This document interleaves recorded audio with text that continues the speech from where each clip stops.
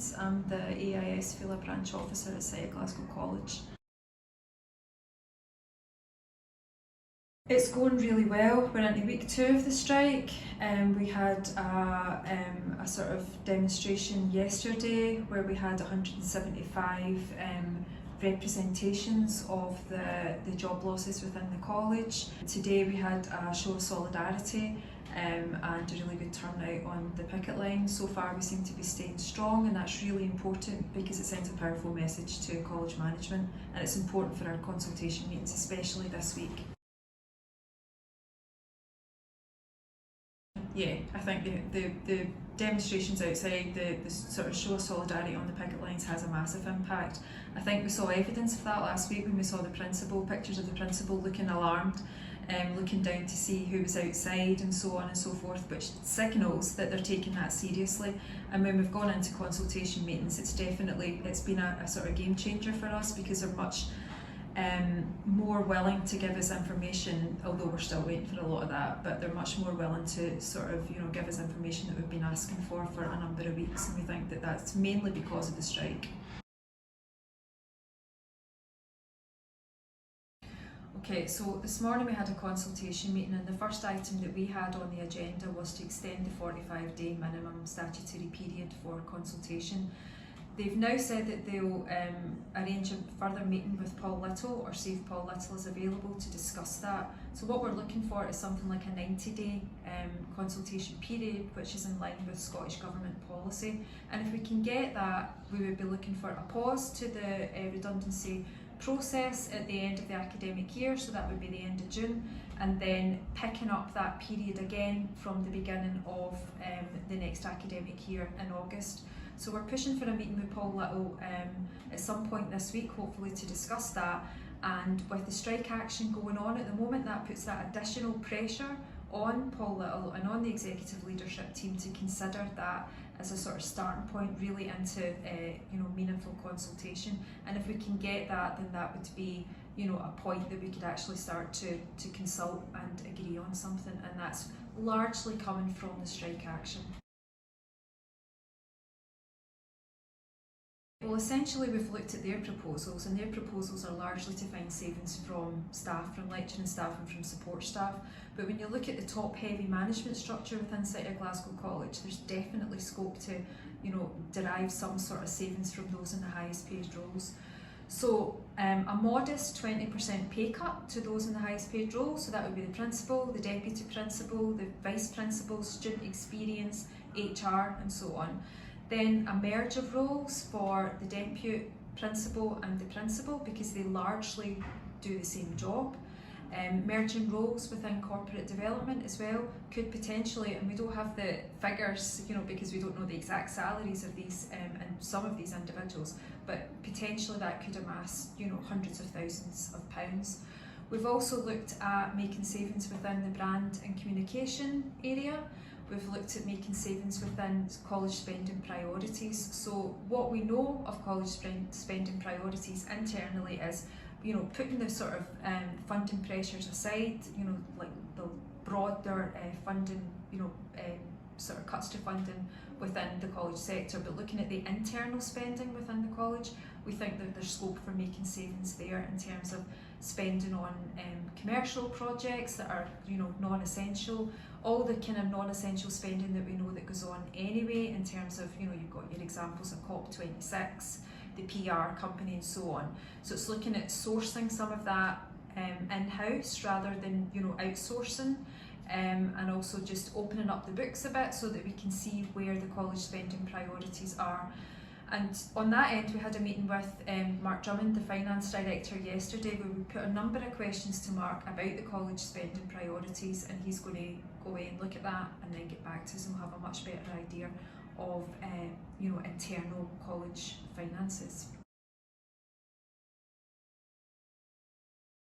Millions. I mean, if you adding up what we do know in terms of taking a salary cut, merging roles, the commercial spending that we do know about, there's a potential there to at least bring the deficit down by millions, which, as we know, in turn would save the jobs that matter, so save lecturer and support roles within the college. And these are the that's what we're there to do. We're there to deliver education. Management is clearly important, right? Because good management is going to keep us out of a financial deficit and not plough us right into one. So it's about, perhaps making savings within the management structure, but also trying to look for a more transparent style of college management as well, and also try and really work towards embedding the principles of fair work within college management. And that's something that's been a theme throughout our consultation meetings with management, to try and push for that, to try and push for the fair work policy to be taken seriously.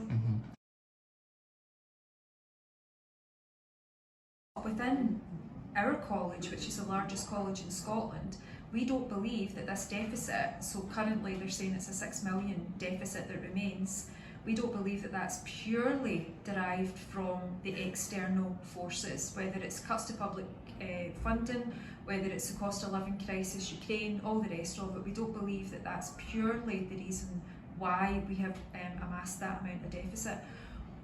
We have some evidence that suggests that, but we obviously need more evidence as we're going forward with these consultation meetings to try and put forward this case that the college has to look at their own internal spending priorities. So I think it's important that members bear that in mind, that as part of this process that's what we're trying to do. Because if you think about it, the public sector situation in terms of cuts is going to continue, right? It's not going to stop at this academic year, it's going to roll over into 23-24. If we let it, the college's spending priorities will also roll over into 23-24, which will mean that if nothing changes, we're looking at further cuts to courses, to staff, as the college works towards right-sizing itself further. So there are 3 weeks left.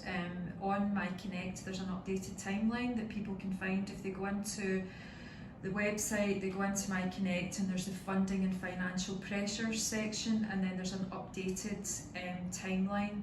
So you'll see from that it's a timeline right up until the end of the academic year. But in terms of the consultation process, we've got 3 further weeks of consultation left that management have scheduled.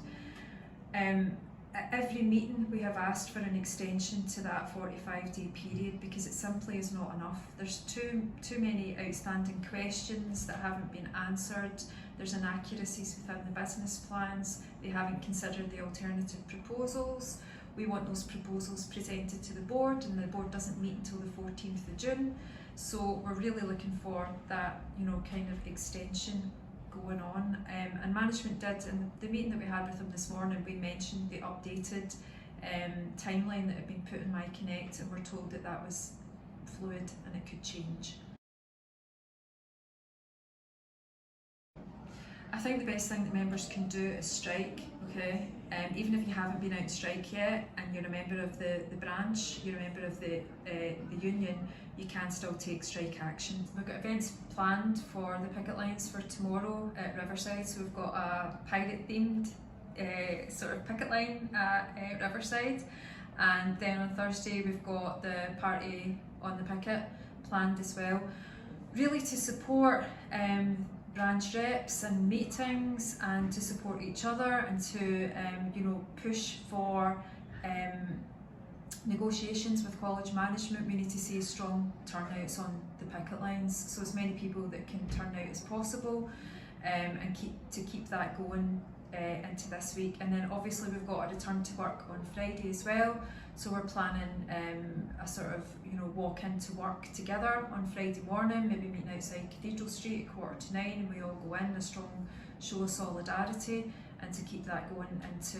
next week as well. I think at the moment the main thing people can do is just to think about keeping going with strike action, staying positive. We are in consultation, and we're pushing for an extension to the consultation period, and we'll keep members fully updated with every meeting that we have.